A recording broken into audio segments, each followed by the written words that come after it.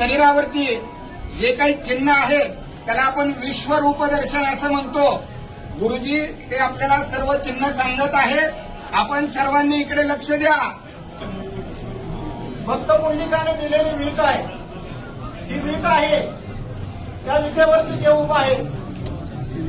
मुक्तकेशी नावाची दासी होती, त्या रूपाने नाजूक होत्या, त्यांना नाजूक असलेलाचा गर्व होता. ज्यावेळेस या ठिकाणी देवाच्या दर्शनाला आले त्यावेळेस त्यांच्या मनामध्ये असा भाव निर्माण झाला की देवाच्या पायावरती डोकं कसं टेकवायचं. त्यांनी देवाच्या पायावरती दर्शन न घेता करंगळी शेजारचं बोट या ठिकाणी लावलेलं आहे. डाव्या पायाला या ठिकाणी बोट उठलेलं आहे आणि त्यांचा गर्भधारण झालेला आहे. ही कृष्ण अवतारातील गुरराखाची काठी आहे. पितांबराचा चोख आहे. डाव्या हातामध्ये शंख आहे, उजव्या हातामध्ये कमल पुष्प आहे. कमरेला वासनी वेलाचा कळतोडा, अर्धांगी रुक्मिणी मातेला बसण्यासाठी दिलेली जागा आहे. ब्रह्मदेवाचे जन्मस्थान नाभी कमल, भृगुर्षिणी लात मारली मुकुलांचल, गळ्यामध्ये कस्तूरमणी आहे. मकराकार कुंडले आहेत. शिवाकार मस्तक आहे. कुंडली